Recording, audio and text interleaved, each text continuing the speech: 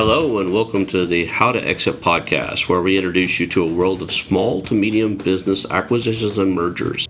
We interview business owners, industry leaders, authors, mentors, and other influencers with the sole intent to share with you what it looks like to buy or sell a business. Let's get rolling.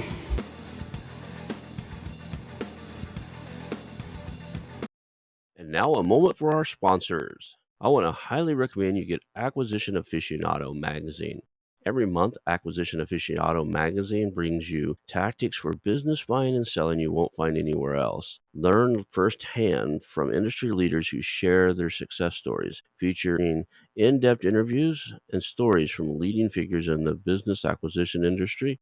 This multi-platform mobile magazine speaks to acquisition entrepreneurs wherever they are in the journey. And I want you to visit acquisitionaficionado.com today. Hello and welcome to the How to Exit podcast. Today I'm here with Carlos Rodriguez Laconi. He is an international entrepreneur with his first exit behind him, and I'm looking forward to hearing your story today. Thank you for being on the show, Carlos. Hi, thank you for having me. Pleasure to be here. So I always like to tell people where people are coming from. Everybody on the show knows I'm sitting in the Redwood Forest in Northern California. Where are you located right now?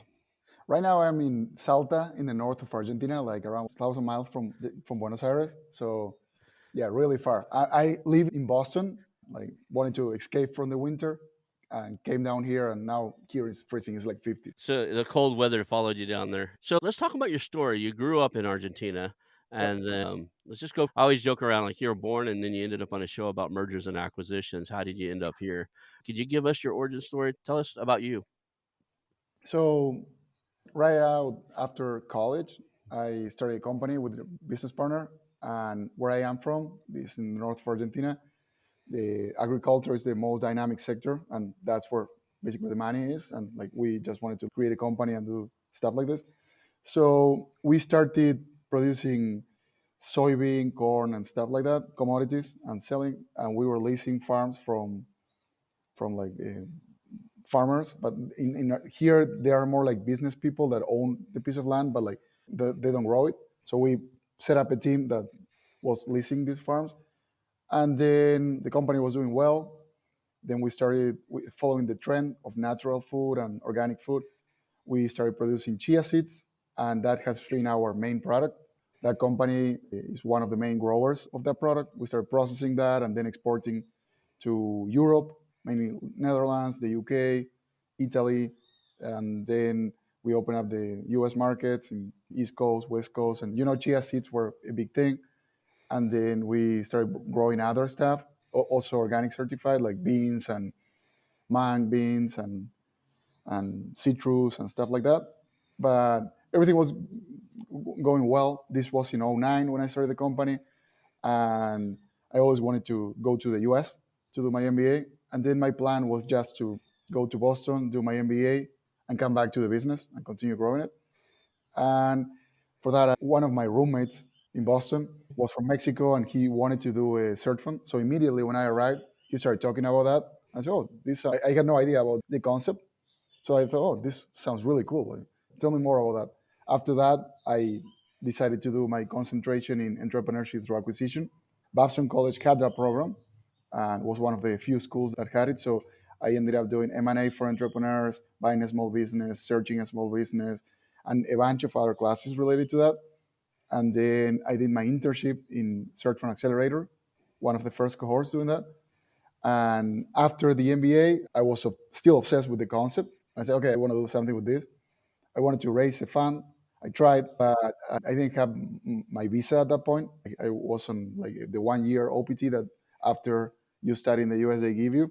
So talk to all the, not all, but like investors of traditional search funds. And they wanted me to do the search in Argentina. And by training, I'm an economist, so I knew all the issues of the country, and my projection was that all the country is collapsing, on sinking, and that's still happening today. 8 years after that, we are in a trend like last 80 years, the country has been going down.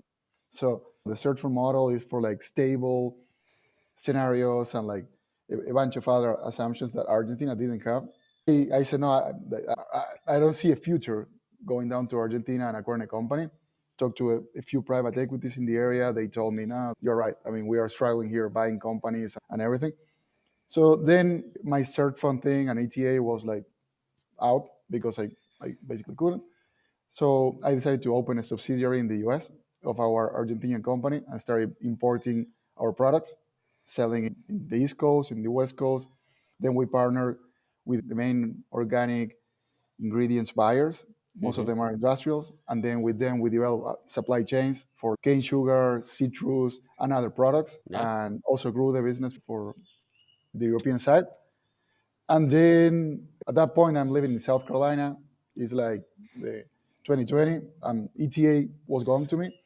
And I received a LinkedIn message from someone saying, hey, do you want to manage my dad's company and be the general manager, CEO of this company? And I said, like, first it was all written like on the ETA lingo. So I said, oh, this looks cool. And then, so I had a call with the guy, super cool guy, and explained me the whole situation. Basically, it was a company, a Boston-based company, Boston Tree Preservation, founded in 1977. His dad is an arborist, and he started this company and developed a bunch of. Basically, he developed the concept of organic plant healthcare. At that point, I didn't know anything about like landscaping or plant healthcare or stuff like that. But I started talking with these guys, and I said, I don't want to manage a business that I'm not looking for a job or like I'm on another thing. I really like ATA. And then talked to the whole family, the founder and his son that was in the board of the company. And I proposed, let's do a deal based in search fund terms and put together the company, grow it, and sell it. And that to me was really exciting. And that I was like 100% in. And they agreed. And basically, that was in 2020. I joined Boston Tree Preservation. And when I saw the company, it immediately caught my attention how great everything was. And that was in this process of joining the company. Like the company had like multiple thousands of accounts, so really low customer concentration. It had recurrent revenue, like about 80 to 90%, with customers that have been with the company since like 90 or like 1980 something. Hmm. So company operates in a very wealthy area, the north shore of Boston, and Hmm. that's Winchester, Arlington, Belmont, and all this area. So like very wealthy clients and very progressive people that they really buy the value proposition of the business that is organic products for your trees. And the whole business model blew my mind. Boston is a very green city and it has a bunch of like multiple trees when you are there. But these trees are like 50 to 80 years, something like that. And they represent a huge value of your property. They cannot die. I mean, if they die, then you have to wait like 50 years, 20 years, 30 years or so to have a nice tree there. So basically, what the company does is like all proactive treatments to keep the trees alive. And a tree that usually will live like 50 years can live 80 or 90. And it's Right. great to have those beautiful trees. And the company does everything organic, so fertilization, composting that is done in house, and then it has 30 programs like for like different trees, insect control, and all these products have some level of IP. They are formulated in house, and the company sells the product. So when I thought of this is landscaping, it's nothing to do with that. They just go in the tracks, spray the products, and then continue. And when you're in landscaping, tree removal business or stuff like that, you cut your tree and that's it. You charge like a couple of grand to the house owner, and that's not recurrent. It has a lot of capex, liabilities, like a bunch of things. This company, this is like super lean business model. Another thing that caught my attention was that everything was in paper. So it was a company like that had software from 1980, but like, the software wasn't doing well. And then everything was in paper. And the best thing of the business, two-thirds of the revenue came as prepaid.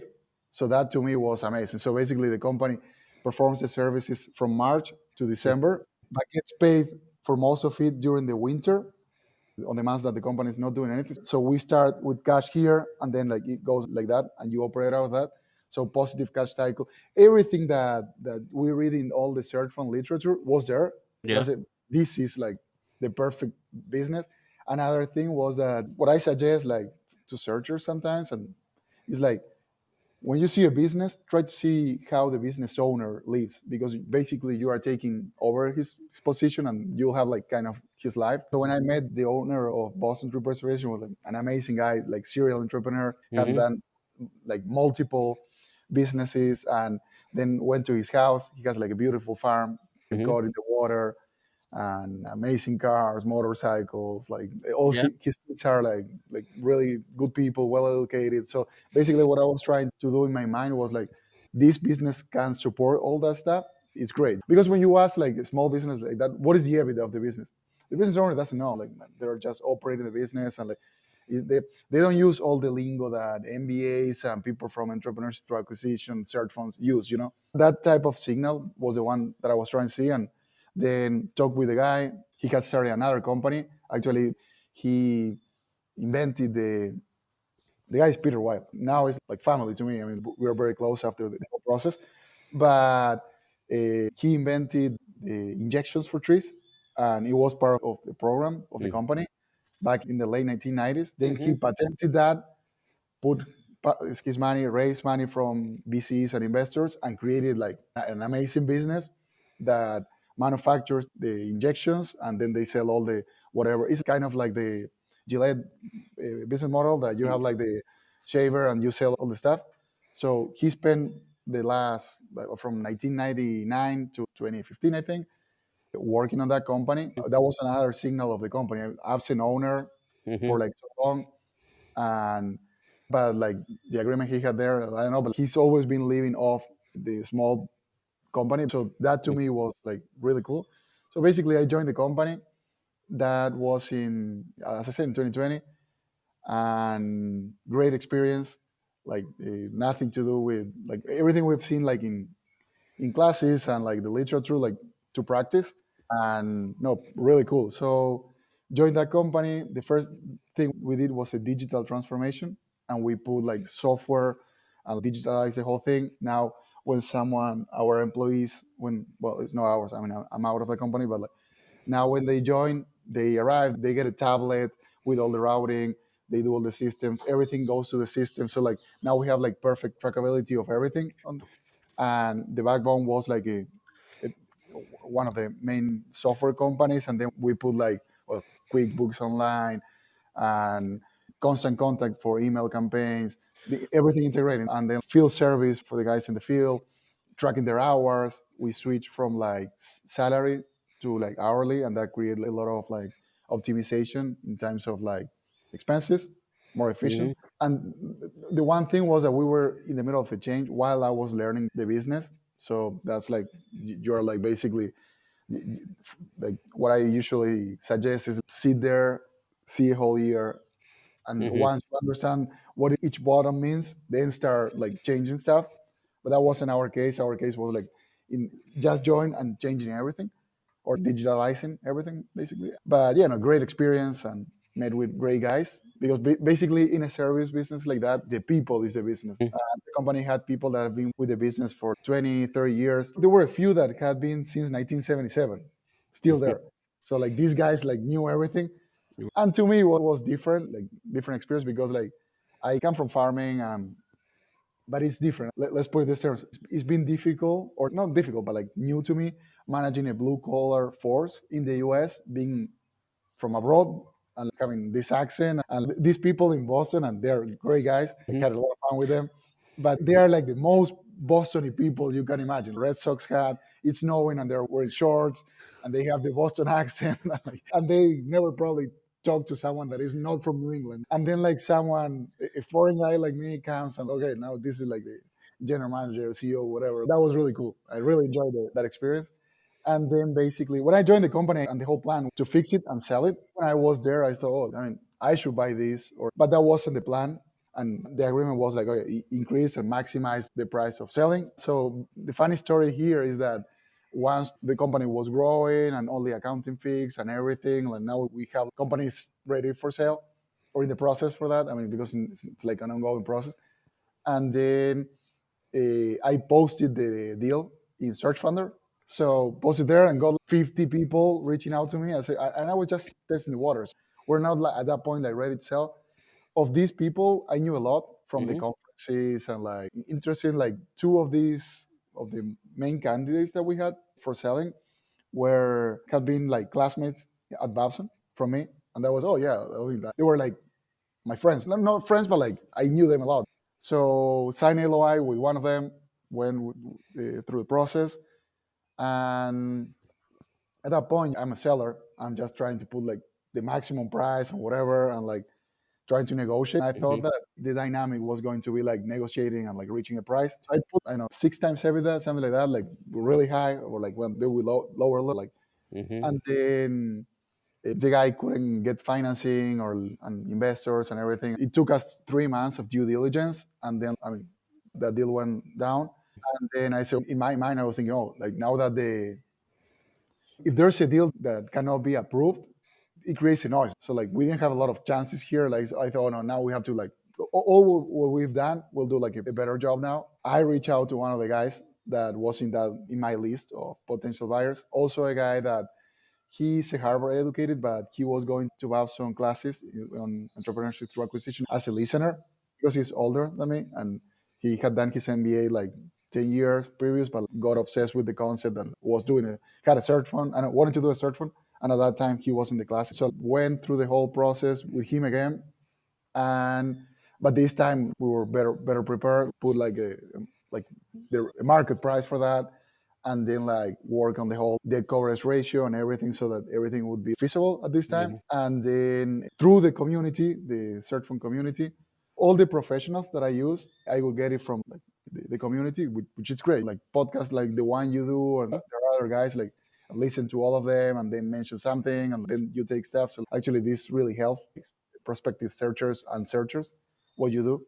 And basically, what we did, well, at that point, we had to do the whole quality of earnings report, and it was also someone from the community and also from Babson. So everything was like rounding around my college. Then we worked on that, and that was like an amazing experience. Worked back to back with this guy that had 15 years of experience in private equity, and then had his company that does like quality of earnings reports for search funds. That Mhm. was really cool work. And then like we finally got approved, sold the company, and now the company is doing really well. I mean, I left the company in November. I'm still in contact with the new owner, and like he's about to start the new season, so everything going well there. Basically, what I did was a reverse search fund. I was coming from the community and had all these, let's call it like concepts or knowledge about the thing, and like it was way easier. So if I wasn't on that position, I think that the connection between the searchers and the business owner would have been like impossible. And I had access to all the information, and I knew the deal was financed by the SBA and then Mhm. like seller's note and some equity. But I had everything in mind because like for the last 5 years, I mean, since I heard the concept search funds, I've been going to the conferences, listening to podcasts like yours and talking to searchers and other times. So like I knew how to deal with the whole thing. But yeah, that's basically the story. So it's interesting. Instead of doing the traditional route, which be you raise a fund, and then you go out and acquire something, you found a way to still use your knowledge inside of that with the search funder community, and you found a company that technically quite wasn't ready for a search funder to buy it because they needed some updates and they needed some stuff. You stepped in and you got it. You engineered that company to be viable to your community. That reverse search fund, as you called it, it's a great concept. You might have carved out a niche for yourself, right? You build a following of the people in the search fund community, people that are looking for businesses, you know what they're looking for. Technically, like what kind of financials they're looking for, what kind of stability systems and processes. Now you can go to any company that says, hey, if you're thinking you're about selling in 2 to 3 years, I can come in and help gear this up to where the search funder community can buy it, right? Yeah, typical business owners on this like type of businesses and Mm. without a transition plan, they don't know this lingo. And what I noticed from like searchers is that they think that they are talking to a private equity investor or like an investment banker, and Mhm. the guy just said, "Pay me $5 million," and that's it.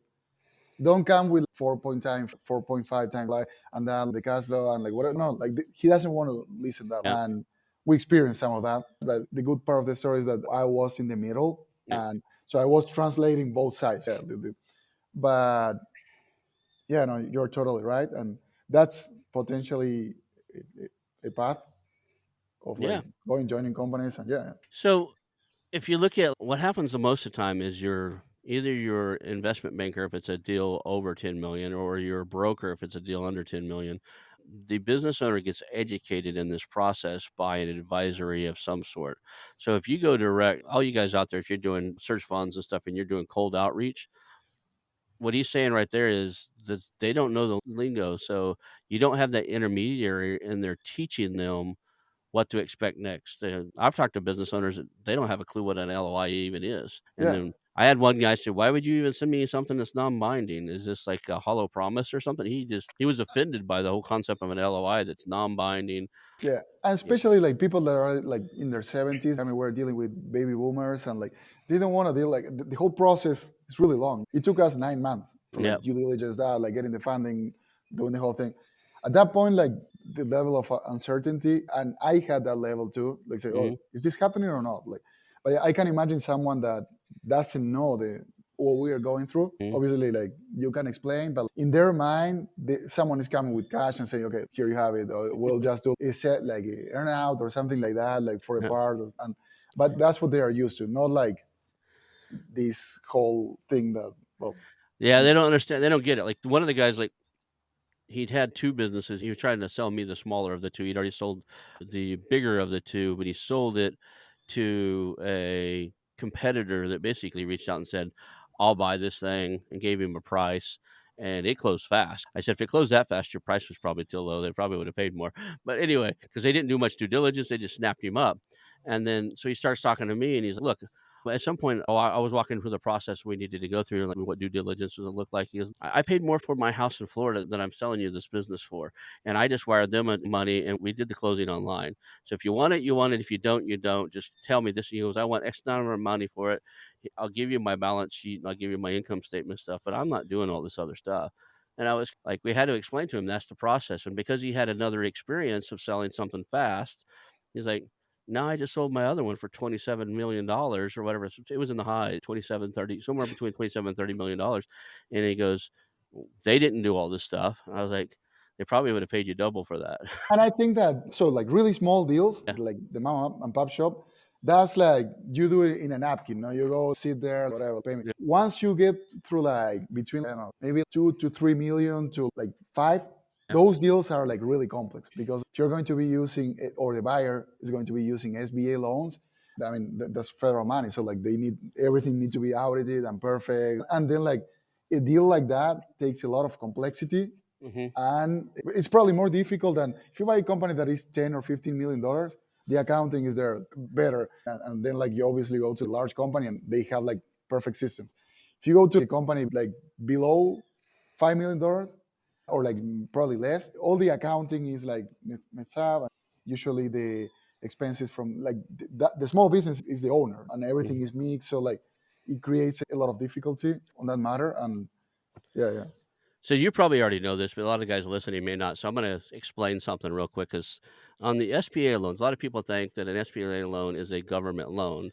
It's not. It's a government insured loan. So the exactly. government will insure, I think it's 70 or 75% of that loan balance.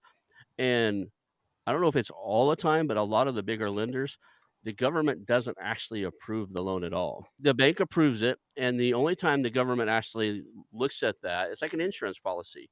If the loan defaults, the government will audit the loan that the bank made before they give them their 70%. And if it met all the criteria, then they get it's insured and stuff. It's kinda like you get in a car wreck. You pay for an insurance. They don't come inspect your car and take a bunch of photos and stuff. You buy a car. Most of the time, they just you give them serial numbers, you give them everything or whatever, and then nothing's ever said until you get in a car wreck. And then the car wreck, like, I go, "Who's at fault? What condition was the car in?" They start trying to back out of it. They start looking for reasons why they shouldn't have to pay. And that's the same way that these bank loans are. So the bankers have to be really cautious and make sure they follow all the federal guidelines. And a lot of times what happens is they'll actually lay on top of all the federal guidelines a lot of their own. So if one SBA lender tells you no, and they tell you, "Well, I can't do that, it's against the SBA guidelines," you need to know enough about the SBA guidelines to know, is that true?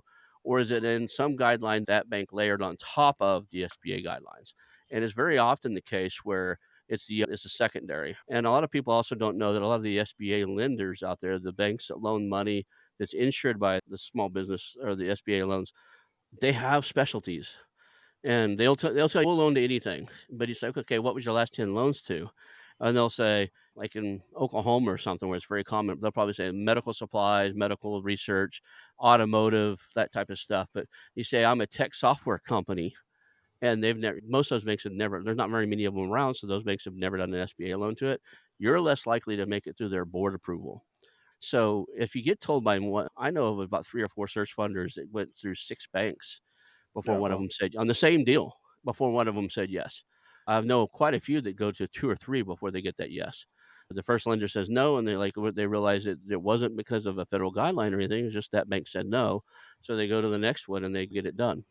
yeah, but now there's like banks that have a special like ETA or search from area, and they know the whole thing. If you go to any bank that has like the SBA loan 7 Series A, or I Yep. don't remember the name, they're going to talk about that, but they don't really know about the model. They'll ask stupid questions and like they have nothing to do with the thing. But now like the ones that are in all the conferences Mhm. sponsoring, they know perfectly what they're talking about now. And they've done so many deals that it's easy for them. I'll give her a free plug here. I like Live Oak. I've interviewed 2 of their people so far. They're really good about getting it done. That's what they specialize in. So anybody out there looking for something like that, reach out to those guys or reach out to me and I'll give you some. I got a couple people over there that I've worked with. I've had them on the show. Not all of them are equal. I'll just tell you that. There's a few, especially like local and regional banks, they will do the SBA loan backs, but they're not specialized in it. They don't know your lingo. It's just something they do. If you've got something that's really powerful in the community, meaning it's like a main job provider for the community. Say you're employing 30 or 40 employees in a small town, then the local regional banks that do SBA loans are probably your best bet because they want to keep those jobs there and they've got community ties there to do so. But if you're looking at a software company in the middle of a rural area like Yeah. Tulsa, Oklahoma or something, you probably ought to reach out to some of the guys on the national level Yeah, that no, we specialize in offer that. So, like, with the account that we had running the it. business was a small local bank where the company is located, and so obviously they knew all the financials, the numbers, how stable it was, and or like growing. They've been like giving small loans for like tracks or stuff like that for multiple years. So in our mind, we thought maybe they know the business, so it's probably easier for them to issue an SBA loan. So we introduced the potential buyer to the bank, and now it was like zero connection. They don't understand the thing, and then Hmm. like they went there because we suggested, but then they went to the banks that you mentioned, and that was like a completely different story. They know what they're doing. They've done this multiple times. They know all the lingo and everything, and it's like they follow a script for the process. And that was great. Yeah. There's a lot of guys out there, they've done dozens and dozens of these. They've looked over thousands and they've completed dozens of them and dozens of them. So a lot of times it's just picking the right banker. I think it's one of the gurus out there is like, I think it's Dan Pena said on one of his videos, he said, if you don't get money to do a deal, you just didn't ask enough people. There's always somebody that'll believe in your idea and has more money than you and it's just not that bright and they'll give it to you. So he says, if you're not getting your deal funded, you probably just haven't talked to enough banks and enough people. He actually tells people to go to the local regional banks on the day that they open a new branch because that new branch has to get books of business up to a certain level pretty quickly, and they're Yep. more likely to give a loan than one that's been around for everybody, and stable and been around for years and years.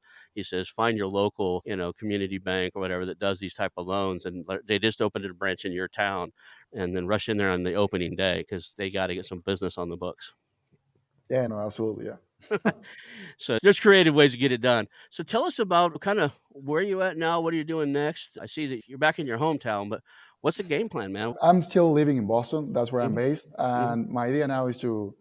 So originally, I've talked to my business partner, and the idea was okay, like complete your exit and then come back to the business. And I wanted to take like some time off, but now I just want to do like another search, and I really like that, and I really enjoy the adrenaline of like when you are closing a deal. That like I really liked it. So yeah, I'll be doing another search soon. Yeah. Let's talk about your search, your new search. Have you thought about like an industry or I'm did still developing the plan. Like yeah. I haven't come up with that yet.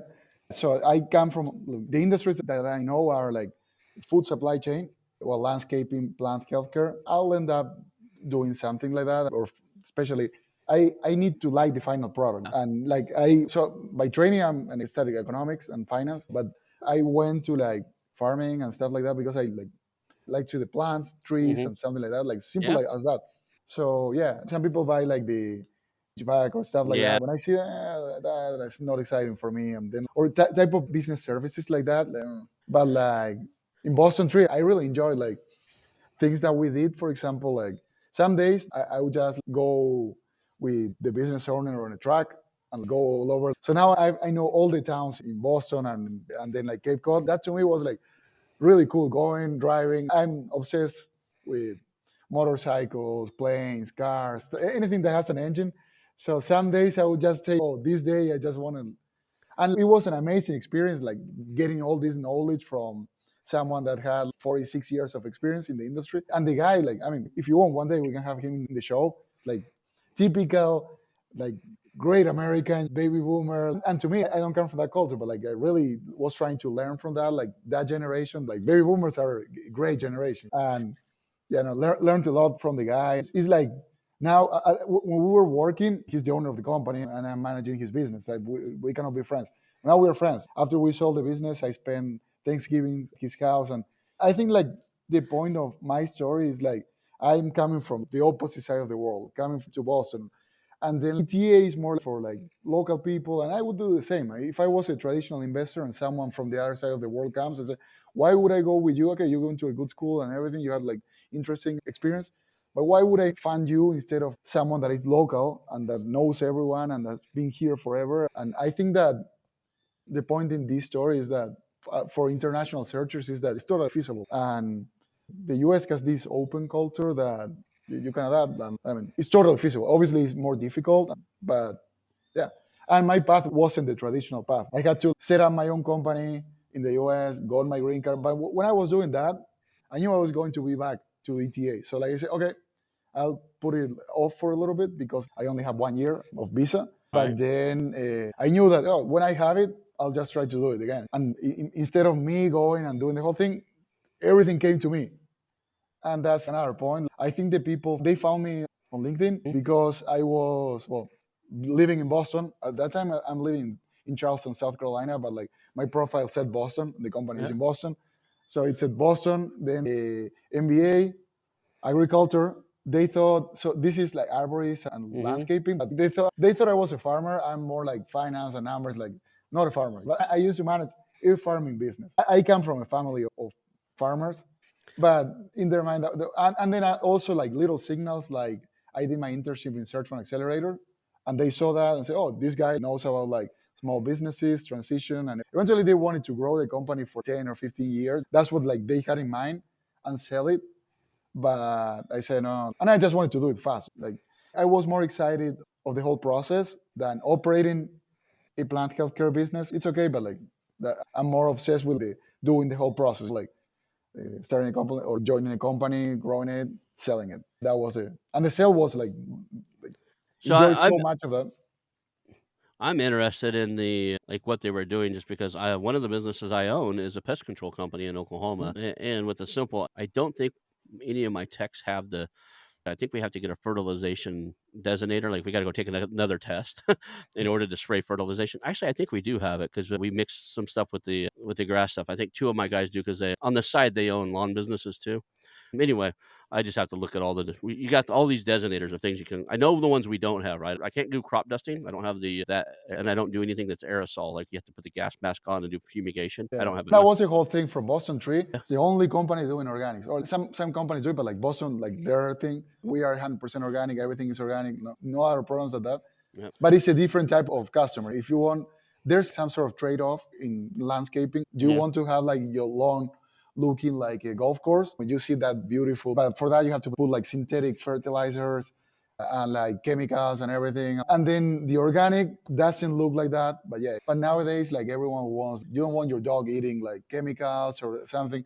yeah. And the thing with that is if you want to have that type of lawn in your landscape or like your backyard, that affects the trees long term because you're like spraying chemicals and putting fertilizers to make the tree grow, and then they make them like more susceptible for insects, and Mhm. you have to like start putting more chemicals. So basically there's a trade-off, like what you want to have, a nice lawn care or trees. And I see that people now love trees. That part of the business I really like. The margins are better and more sophisticated. But yeah, so like we had to, at some point we had to educate the customers of what we were doing. It's interesting. You're talking about those trees living 80 or 90 years. The trees in my front yard over here, they live 2,500 years. Wow. These Oh yeah, redwoods, yeah, they're the oldest living tree. There's actually one tree out there that's the largest landmass tree there is. I forgot what here in the United States, I believe it's a forest, but it all has the same root structure. So they consider it one tree because all of them share the same root structure. Anyway, these are the tallest, but not that would be considered the biggest tree because it covers so much land area. But these are the tallest. They get 250 to 300 feet tall, right. and they live 2,500 to 3,000 years. That's incredible. Yeah, learned Yeah. a lot about trees. So I was with basically a guy that created the or disrupted the industry and had so many ideas. So like I'm not technical on Yeah. trees or even in agriculture. I've Hmm. always been like the on selling stuff or like exporting or like operations on how to send like the contractors to the farms and obviously the finance and all that stuff. But no, really enjoyed that. I was actually living in Boston, so Hmm. like everything that the guy used to say, I would sit there and yeah, I have real estate in Oklahoma, and I've had to pay some guys to take trees down and stuff, and I would watch them. Like they just climb them there, like they just put these spikes on their shoes and they it's a rope thing and they scuttle up the tree. So I pulled over one day here because I was like, I'd seen some guys getting out chainsaws to do it with a tree here. I'm like, are they really going to scuttle up a 300-foot tree to cut those limbs off up there? I'm like, I'm curious, right? I just pull over the side, and I have time. I have my own thing, so I pull over the side of the road, and I'm like waiting and waiting. I probably watching something on my tablet. I was waiting. I'm gonna see what these guys how are they gonna deal with this tree, and they show up with this bucket truck that looks like a yeah, crane, and that thing took them way up there, and then they did their thing from a bucket truck because like they didn't scuttle up the 300-foot tree. They actually had heavy equipment they brought in to do it. But I was curious, they're getting out with chainsaws and cleaning them up and stuff. Like they're gonna do something in these trees over here. How are they gonna do that? I just wanted to see a guy climb a 300-foot tree because this was an old growth redwood that they were gonna mess with. But yeah, it's interesting. I love the businesses are so diverse. Like you were dealing with organic products, taking the health of trees in middle to upper class or upper class neighborhoods. I just talked to a guy yesterday, and you're talking about the food industry. And I halfway through the show, I was like, "Well, what kind of manufacturing company did you buy?" And they're like, "Well, we produce shrimp sorters." I was like, "What?" I guess there's a giant piece of machine that costs like $250,000 that you dump thousands of pounds of shrimp through, and it sorts out the sizes. So the medium go in one vertical, a small, medium, large, or whatever. You can adjust it, but there's a machine that actually sorts shrimp, and he bought a company that manufactures that out of Texas. the sorting machine. They design or build and have for I want to say 60, 70 years. The company was old, but the sorting machines that used around the world. He has to go to different locations of the world where they harvest shrimp. And they buy these machines, put them in the factories, and you dump it in. You clean up your shrimp, you dump it in there, and it sorts it out by size. And I would have never thought. So many businesses like Yeah. that, and like the shrimp industry is huge. Like all over the world, they eat that, and like they need to do that stuff. So yeah, if you asked me like 3 years ago, what is plant healthcare? I'm like, no idea. So I live in a house full of trees. Never Mhm. done anything to the trees, but yeah, because we live in a like next to the mountains and like, never Yeah. apply anything. Not even water. I mean, it rains. But like when you live in a suburban area Mhm. with the construction and everything, the soil. So at the end of the day, it's all about the health of the soil, how Mhm. healthy it is. There's a lot of documentaries now. Kiss the Ground, one of them. The topic is like mainstream now. So everything is about like how the micro nutrients and like the microbiology within the soil. Yeah. So concepts that I had no idea. I mean, we're used to like other stuff, but it's so interesting. And to me, it's like people are willing to pay like I don't know, like $1,000 per year to keep their trees alive in places like that. So that's recurrent. They want to have it. And amazing business. And another thing, our business was 95% or the majority residential. So it was like residential, plant healthcare. So very niche, organic. So like industry leader. And it's so cool how you go to like places like that and you see people that have developed the small businesses like that and Mhm. so interesting and so creative. Out of curiosity, when I see something new, I love to learn like you do. I like to learn new things. My son was asking me about these trees. He's like, "Man, to hold that tree up, the roots have to be a mile deep, right?" So we did the research, and they're not. They're actually the redwood trees. The roots are less than 15, 15 feet deep. I think like 6 or 8 feet. They're really wide, and they intertwine between the others. So you rarely see a redwood tree by itself because the way they stay up and keep the wind from blowing them over is their roots are all intertwined out and they hold each other up. And they've done studies where if you like, you put two trees beside each other and they put like a chemical on one of them and it was hurting the tree, the other tree would give it nutrients to help heal it. Like the trees know each other are in danger and they help each other because they're counting on each other for survival. And it's just incredible, like the things that we didn't know 20 years about forest and nature and stuff and what exists now, right? There's businesses out of that. Yeah, there's absolutely. My brother-in-law is one of those guys. I don't know if he still does it, but I think he's driving a concrete truck or something now. But my brother-in-law used to be one of the guys that climbed the trees. So when I got here, I took pictures and sent it to my sister. He climbed the trees and he would cut trees. He worked for an arborist, basically a tree trimming service. What do you call it? And I was like, "How'd you like to get up on one of these things?" My son would be like, he asked me one day, he said, "What happens if there was a guy up in one, way up in there?" Because what happens if he falls? I was like, "I don't know. You only get to do that once. The guy that falls only gets to do that one time. He doesn't get to tell you the story about it." So that's a long ways down. So how do you set up like, you're about to do another search, right? That's your next thing. What's the process to like, how do you sort out what you're looking for? Oh, is it just something you stew on for a while and it comes to you? Is something you start putting out feelers? Because I know for me, what I do is I'll just start like, hey, I'm looking for businesses to buy. I kind of think it's in this industry, and I'll start looking through and looking at LOIs and I mean not looking at Yeah, LOIs, there's not different different. ways to do it. Like what I did at some point was go to the brokers, like the websites that are there, and you see a lot of businesses, and start digging in business that I like, talking to a broker. Once you've done that, then try to see competitors like that if they look the same, and learn about a new business, and then eventually, if you really want to do something in that industry, like getting the supply chain of the industry, go to Mhm. trade shows.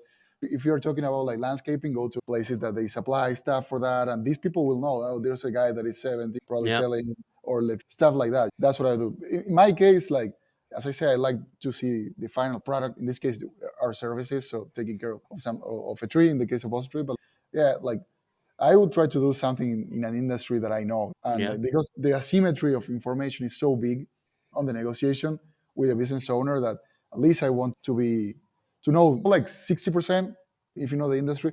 But Mm. if I get into an industry that I know nothing, like I'll get to know 30%, 40%.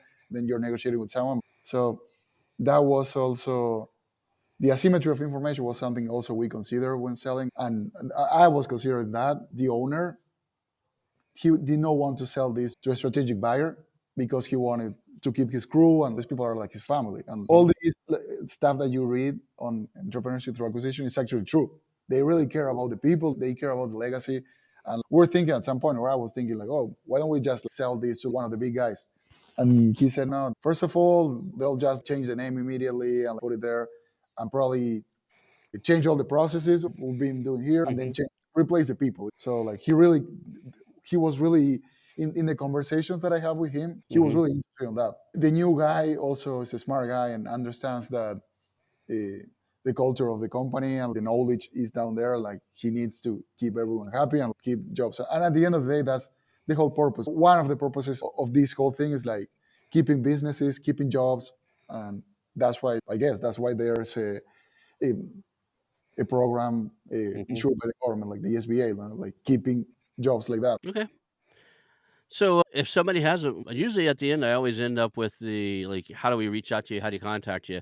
Do you want people that if they've got a business, they're in the Boston area, they would like help selling it to the search funder or selling it at some point, would you like So them if they even just want to know about the experience of what we do, just call, yeah. My LinkedIn, I think I'm the only Carlos Rodriguez Laconi.